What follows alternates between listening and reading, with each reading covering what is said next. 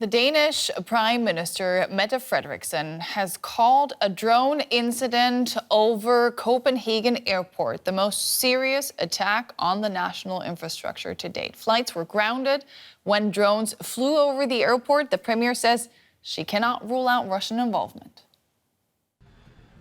This footage, obtained by Danish broadcaster TV2, shows objects flying above Copenhagen airport as it was shut down for hours over a drone alarm Monday night. At the same time, drone sightings also forced the Norwegian capital, Oslo, to close its airport. Dozens of flights were diverted, disrupting thousands of passengers. And Danish Prime Minister Mette Frederiksen didn't take the incident lightly. I consider this a serious attack on critical infrastructure in Denmark. One should not underestimate the fact that drones near airports can have extremely serious consequences. Under no circumstances should those drones be there. I certainly cannot rule out in any way that it is Russia. We've seen drones over Poland that shouldn't have been there. We've seen activity in Romania, violations of Estonian airspace. We've seen cyber attacks on European airports over the weekend. Now there have been drones in Denmark, and it appears there have been drones in Oslo and elsewhere in Norway as well. Danish police say they weren't able to identify the drone operator or the number of drones. After more than 3 hours, they left the area. I can state the factual conditions surrounding the drones. As I said, number, size, flight patterns, time over the airport. And this all indicates, based on the overall assessment, that this is a capable player. Which capable actor, I don't know. Takeoffs and landings in Oslo and Copenhagen resumed, with many delays and cancellations in the early hours of Tuesday. No, at the moment I'm not afraid of my safety, but I am aware that Russia's hybrid war is expanding steadily. They found drones, they noticed them, and they closed down the airspace as should be. So no, not at all afraid of my safety. Police say it would have been dangerous to bring down the drones due to airplanes and people on the ground, as well as the build-up area around the airport. Danish and Norwegian authorities are now investigating whether the two incidents are related. And we're joined now by Jeppe Kofod, who was Foreign Minister of Denmark between 2019 and 2022. Today, he's the CEO of the consultancy firm Kofod Global. Mr. Kofod, welcome to DW. How well, in your eyes, is Denmark positioned when it comes to protecting its critical infrastructure after what we saw yesterday? Of course, there are different type of protection, both in the airport, in the area, of course, and we have different authorities present, police, military, airport authorities, and so on. But I think, and it goes probably for most of Europe, we are not, in my opinion, ready for this type of hybrid warfare, because we don't have, I think, enough sophisticated equipment to identify and eventually jam or take down drones like the ones we saw last night in Copenhagen. Mm-hmm. Before we look at the challenges ahead, I want to enter the realm of speculation with you for a second. I'm sure you have an ear to the ground there in Copenhagen. What do you believe is the most likely scenario here? What and who could be behind these drones? Well, of course, you also heard that the police has established that it's a capable actor, as they call it. There are only a few of them in the world, I guess. And if you look at who would have interest in this hybrid attack, I guess it points very clearly on Russia, although they deny any involvement in this. But I think it's quite certain that it's a pattern we see all over Europe in recent weeks also. And Russia is behind different type of testing our defense systems, our resilience, our critical infrastructure like airports or energy systems and so on. So I'm absolutely sure that it could be Russia, and I would be not surprised if it was Russia. You hinted at the incidents in Estonia, Poland, and Romania there that we saw in recent days and weeks. What kinds of vulnerabilities have these and what we saw yesterday in Copenhagen exposed? Well, of course, we are heavily investing in our military at the moment, our defense systems, our air defense systems, surveillance, of course, different type of military capabilities. So that is good and needed, and NATO did some very important decision this year on expanding our defense spending. But on critical infrastructure like airports or, I say, energy system, energy generation, data hubs, and so on, I think we still have a long way to go, to be frank, to be safe and protected effectively against hybrid warfare. We see hybrid warfare every day, every second. It goes on with cyber warfare or different type of influence campaigns, or even this physical hybrid warfare. And I think we in Europe needs to step up a lot to meet that threat. And I think what we see now over the last few weeks is just an example of something there will be more of in the future as Russia escalates both its fighting in Ukraine, but also its testing of NATO and Europe. Yeah. We've now heard briefly, maybe if you can, we've heard the Polish leadership say that that any vehicles entering its airspace should be shot down. That, of course, means that more vehicles will enter its airspace. What can be done to deter any nefarious actors to, avoid these events happening in the first place?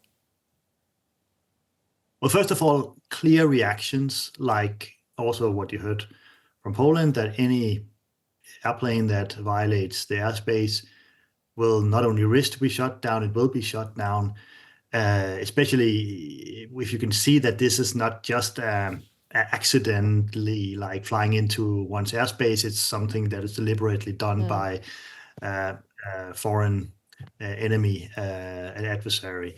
So I think that's very good, because we need to stop this by also showing force and determination to not accepting that type of incidents.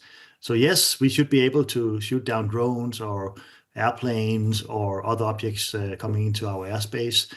Of course, in the case of Copenhagen Airport, there are of course also the authorities has to judge whether it's let's say responsible to shoot down a drone over an airport and also like a densely populated area. Sure. That could have collateral damages. So of course there are these concerns. So of course we should also be able to kind of deter these incidents from a further distance to, for example, an airport. That's Jeppe Kofod, former Foreign Minister of Denmark. Thank you so much for your insights. You're welcome. Well, for the latest from Denmark, let's cross over to Tom Carstensen. He's a journalist based in Copenhagen. Tom, the investigation into this incident has just begun. What do we know so far about those drones and who operated them?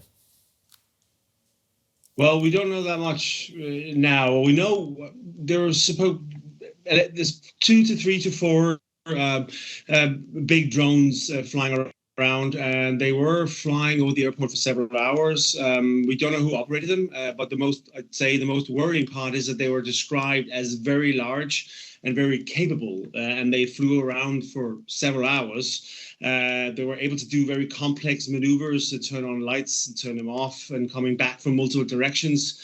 And that is probably the most worrying part, because it's not a bunch of kids who just went out and had a bit of fun in an evening with a small drone that you could run around for 20 minutes. It's something bigger, and that's the most worrying part, but we still don't know who did it or why. What happened then to the drones? Were they intercepted?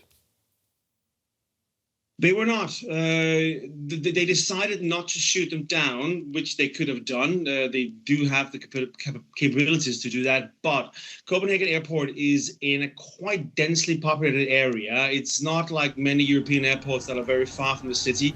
Everything around it, or at least north of it, is full of residential areas. So if you shoot down a big drone, that could cause some serious damage. And also, if you shoot them down in the middle of the airport, as the police say, there are a bunch of planes full of petrol, jet fuel. That's not good. So they did not intercept them. They got away, so to speak. But that was a security measure. They opted that was the most secure thing to do. Interesting. So what damage, if any, did those drones actually do? What's the impact of the disruption they caused? Well, no physical damage, but I mean, the impact disruption-wise was pretty large. So 20,000 passengers were affected. Flights had to be taken to other airports. There was one flight they had to land in Copenhagen airport because it was simply running out of fuel. And if they had not landed it there, taking the bit of risk there was that the drones were still in the air, it would have crashed. Others were flown to other airports. Some returned later. Some passengers were put on buses. I think the biggest impact is probably the mental one here. People are thinking that's very scary because if they can get there, what else could they do? I mean, whoever it was, I think the mental impact is bigger than the physical one. Let me just quickly ask you about Prime Minister Mette Frederiksen calling this a serious attack on Denmark's infrastructure. I'm just wondering, what can the government do to respond to this kind of attack? What are its options? Well, it's hard because you don't know who did it. There's no proof who did it. I mean, we had the thing with the gas pipeline where everyone thought it was the Russian in the beginning, then it was someone else. So they can obviously assume it's the Russians, which is probably very likely. So they could do some diplomatic. You could do some diplomatic stuff, but the drones are gone. No one knows who they were, so they can. I mean, Zelensky's been out saying it's surely the Russians, but we don't know. So it's hard to. But if we look at the history for the past couple of weeks, there's been a lot of flyovers, particularly from over the Baltics, and we have a small island very close to the Baltics called Bornholm, and some of those fighter jets from Russia has actually passed that, and that island is very significant for Denmark also because that was occupied by the Russians for a year after the Second World War. So there's some historical issues here. What they can do, I'm sure they're going to put some pressure on the Russian ambassador and whatnot. But what they can do, it's hard to say right now. Not much, to be honest, I think. Tom, thank you very much. That was journalist Tom Carstensen in Copenhagen. NATO is warning Russia it will use all military and non-military means to defend its members after a series of incursions into NATO airspace attributed to Moscow. Today's extraordinary consultations were called by the Baltic nation of Estonia, whose airspace was violated for 12 straight minutes by Russian fighter planes last week. U.S. President Donald Trump, meeting with Ukraine's Volodymyr Zelensky at the United Nations in New York, said he would support NATO countries shooting down Russian warplanes, depending on the circumstances. Russia denies the provocations, but NATO doesn't buy it. Alliance Chief Mark Rutte is calling on Moscow to stop. We do not want to see a continuation of this dangerous pattern by Russia, intentional or not, but we stand ready and willing to continue to defend every inch of Allied territory. We see what is happening and whether it is intentional or not. If it is not intentional, then it is blatantly incompetence. NATO Secretary General Mark Rutte today speaking after member consultations. Our correspondent Teri Schultz followed them closely and joins me now for more. Teri, intention, incompetence, is there really any doubt among NATO member states that these Russian planes didn't mean to be there? You know, when you talk to the Estonians who showed up at the United Nations with photos and radar coordinates showing just how long and just how far into their airspace these Russian MiGs were, it's certainly hard to imagine that they were there by accident because they could have also scooted rather quickly out of Estonian airspace. They were being escorted that entire time by NATO jets. There were Italian planes who responded as part of the Baltic air policing. The The Finnish and Swedish Air Forces also responded. So there could have been no question in these Russians' minds that they were not in Russian airspace. So I think that's a far stretch to think that the Russians didn't know that they were out of their own territory for more than 10 minutes. Emergency consultations follow today. What came out of that meeting? That's right. Estonia called for these emergency consultations under what's called Article 4 because that is used when a country feels that its territorial integrity or its political independence is under threat. And like Poland did when the 19 drones entered Polish airspace earlier this month, Estonia felt that it was necessary to bring everyone together to listen to their concerns and to show Russia that everyone is on the same page here.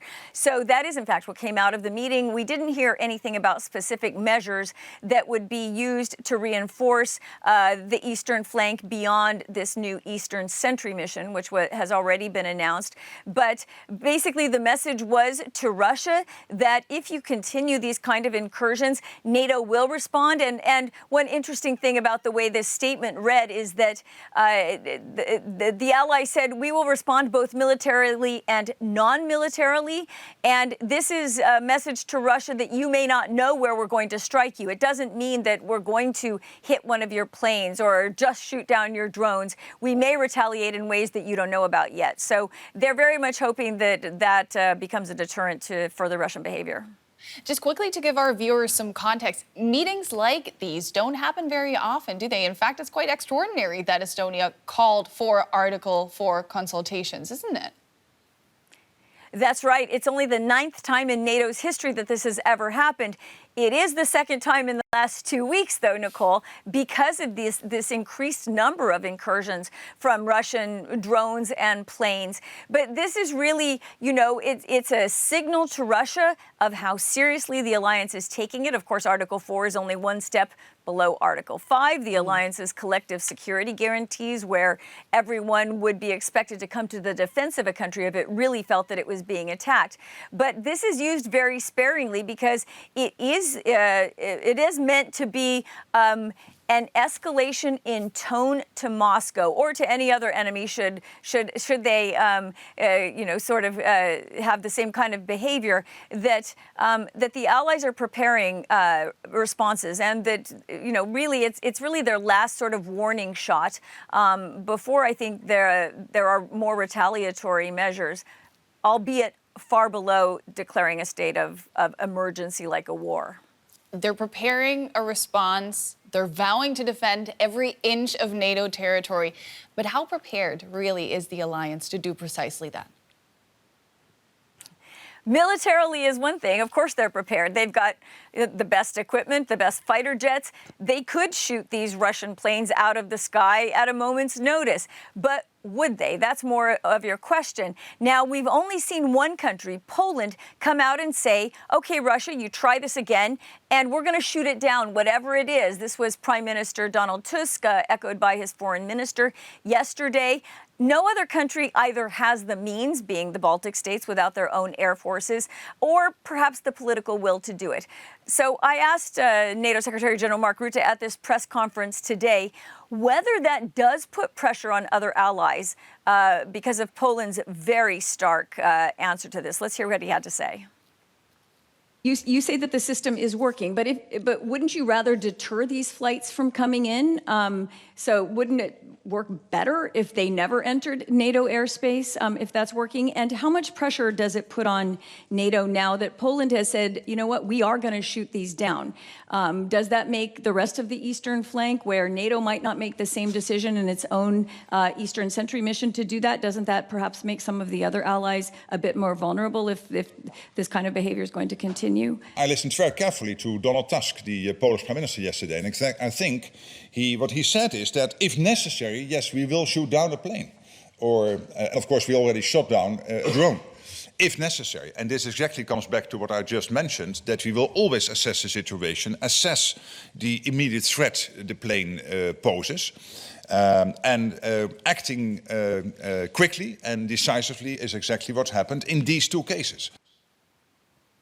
So some of the journalists, including myself, took issue with the way Mark Rutte interpreted Donald Tusk's remarks, because Donald Tusk actually said, next time it happens, whatever it is, we're going to shoot it down if it's in our airspace. He said there may be other cases over waterways that are nearby, or, perhaps over the Ukrainian border. Other situations we'll take on a case-by-case basis. But they were certainly, the polls, trying to give the intention to Russia that it is not going to be accepted anymore. Again, Poland is the only country that has taken this very, very strong position, and we'll see if they actually do it. But they definitely wanted to send a signal to Moscow, and we'll see whether the rest of NATO would be willing to follow if these kind of attacks continue. How would a robust response like this be coordinated in practice? In fact, we should point out that every country retains its national right to respond. So when Poland says we as Poland are going to shoot down whatever comes into our airspace, that's their right as Poland. It doesn't obligate NATO to do anything. But you've got the Baltic states who don't, as I mentioned, have their own air forces, and they are only covered by NATO's air policing, which is going to be more and more referred to as air defense. So it would be very important to those other countries along the eastern flank that NATO has a policy on this. Now, in Estonia's case, and this has been very well illustrated by this last incursion of the 3 Russian MiGs, they do have ground-based air defense. They could have shot down these planes. They would have the capacity to do it. And that wouldn't be air-to-air like with F-35s that the Poles have, or Italy. But each country would have the right, and I sort of got this reconfirmed today at NATO headquarters, speaking to sources off the record. They can do what they want. It doesn't mean that NATO is responding as an alliance, although, of course, countries like the Baltic states, small and vulnerable along the front line, would very much like that to be a NATO policy. Now, we're seeing NATO fairly united in the face of this provocation. That's not necessarily what Russia probably planned. Do you expect provocations to stop now that we're seeing such strong rhetoric coming out of NATO headquarters, but also out of member states like Poland? Rhetoric doesn't stop incursions. Otherwise, there already wouldn't be these incursions. And I haven't seen anybody say that they believe that yet another statement out of NATO is going to be able to prevent the Russians from continuing to try to test NATO defenses. Think about what we've seen in the last month. They sent 19 drones into Poland. 3 of them got shot down. That was the first time that NATO has taken that step and actually shot down anything that Russia sent in. Then, a couple of days later, they sent another drone over Romania, lingered there for an hour and wasn't shot down, and it went back over the border and back into Ukraine. Then, a little over a week later, they tried these 3 Russian jets. So I think that they will continue testing the border, and especially if there aren't any more severe consequences than statements. If you don't see a shoot down, or you don't see sort of any asymmetrical response, that means attacking Russia in some other way, I think they will continue trying to do that. And, just think about today, we're looking at, who could be responsible for these drone incursions over the Copenhagen and Oslo airports. Of course, suspicion falls quite reasonably on Russia again. We don't know whether that's the case this time, but it just reminds us that we are in this state where we are always expecting these hybrid attacks, not so dangerous that you could declare Article 5 and go to war, but certainly measures that make people afraid on the ground, that cause great disruptions to the business, the commerce, the transportation in NATO member states. They run a risk with letting these go on, that it continues giving Moscow power to basically create chaos in NATO member states. They would very much like their response to be robust enough to quit allowing these hybrid attacks to be successful. DW correspondent Teri Schultz, we really appreciate your reporting. Thanks so much. Well, the recent Russian violations of NATO airspace are, of course, also on the agenda at the United Nations. including fighter jets flying over Estonia. We just talked about it. And the latest incident in Denmark. DW's chief political editor, Michaela Küfner, spoke to the German foreign minister, Johann Wadephul, about some of the latest developments. Minister Wadephul, we were both in the room at the UN Security Council meeting when the infringement of airspace of Estonia was discussed. That's only a couple of hours later, Denmark is now speaking of an attack. This doesn't look like it's going to stop anytime soon. Do you actually have a plan? Yes, of course, we have a plan. NATO is standing together very firmly. That was seeable yesterday in the Security Council. The United States made very clear, and this is also our European position, that we defend every inch of NATO territory, and that will be the case from now on for the future. And of course, flexible response was always a strategy of NATO, and everybody who is trying to violate us, our interests, our territory, will feel that. How effective can the United Nations be? World leaders still come here. Donald Trump is speaking here. At the same time, there's also a meeting of China with India and North Korea. So how effective can the UN still be in actually doing what it's supposed to do, which is create peace in the world? Yeah, the miracle is that a lot of countries and states are violating the rules of the UN Charter, but they are seeking the contact right here. Everybody is coming to New York and using these floor to come into consultations, to have the General Assembly to address them. So for me, it's absolutely clear there's no alternative to the United Nations, and we have a lot of formats here which we use as Germany and also as Europeans to get in touch with other countries, with other regions. We've been discussing with the small islands. We have today formats together with the Indo-Pacific region. So it's really a viable forum which we are using, others are using. So the future is, although we have a lot of crises and wars on the world, the future for UN is bright. Just briefly, is your sense that the recognition of a Palestinian state by only a couple of countries could create more division? Yes, you know that Germany is reluctant to do this step. It's more a question of time, of course, because we are engaged in building a Palestinian state, but that needs some time, and that needs especially negotiations between Israel and the Palestinians. But in the goal, we are all united to have a two-state solution. I don't see any European country who has a different goal. So more or less we are united. Only the question when to recognize a state is dividing us, and that is not really a big problem.